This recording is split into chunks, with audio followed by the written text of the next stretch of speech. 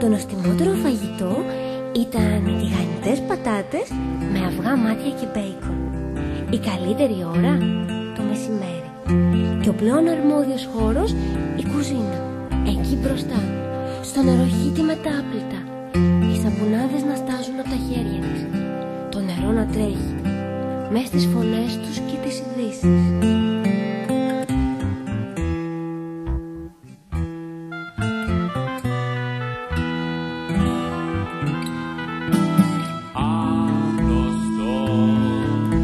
Η Ελπίδα ήταν μια λεπτή κοπέλα, έτσι όπως ακριβώς μας κάνουν το λάμδα και το γιώτα του ονόματός της να φανταζόμαστε.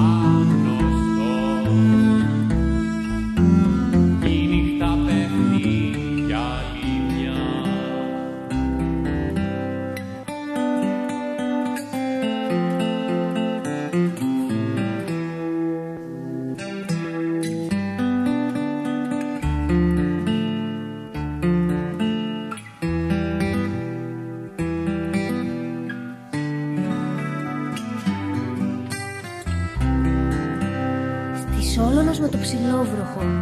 Στη Σίνα η μηχανή γλιστράει. Μετά το στούντιο, κρέπες. Πρωτοχρονιά στην Έτνα και για καφέ στο Σέλλας. Μεζέδες και ουζάκι στο σχολαρχείο. Λιακάδα στους αέριδες. Στα αναφιώτικα, πέρα και κάτω, ως το σειρματόπλεγμα. Και το πρώτο παγωτό του καλοκαιριού, διαδύο.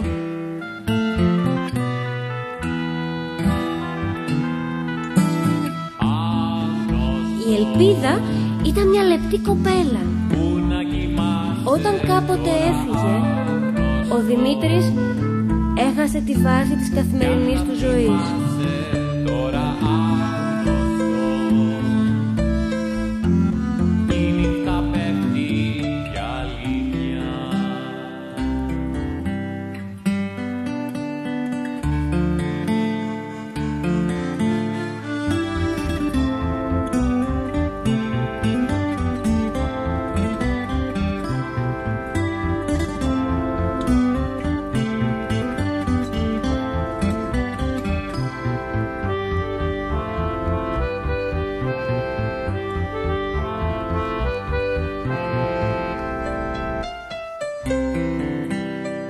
Την Πανσέλινο του Αυγούστου στην Αντίπαρο, πιο πριν στη Σέριφο, στη Μήλο και αργότερα η Καρία, Νάξο, μέχρι ο αέρας να τους πάρει τη σκηνή, Σεπτέμβρη απ' τη Δονούσα. Ο ήλιος θα της έκαιγε και πάλι το στήθος. Λεφτά του στείλανε συμπλήρωμα στην Εθνική, στη χώρα Αμοργού. Λούσιμο στη θάλασσα με το σαμπουάν. Κάνει δεν κάνει αυτό. Ειδικό ή ανειδίκευτο. Δικό τους αστείο. Κι είχε πλάκα. Διαδύο.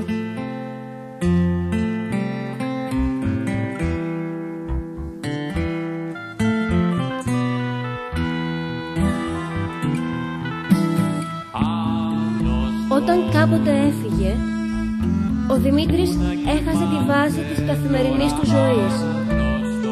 Έτσι όπως ακριβώς μας κάνουν το λάμδα και το γιώτα του ονόματός της να φανταζόμαστε. Η Ελπίδα? Η Ελπίδα ήταν μια λεπτή κοπέλα.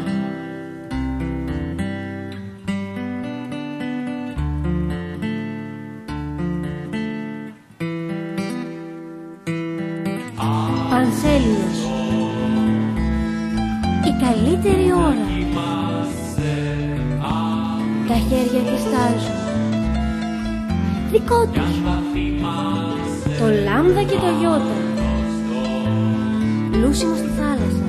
Δεν κάνει αφρό. Ανειδίκευτο. Αστείο.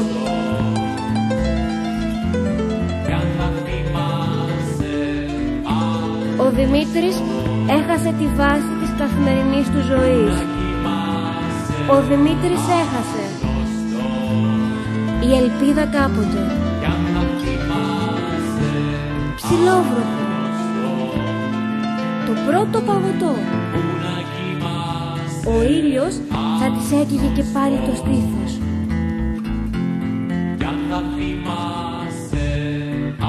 ελπίδα ήταν μια λεπτή κοπέλα. Δημήτρη. Πέφτει η νύχτα για άλλη μια. Πέφτει. Για δύο.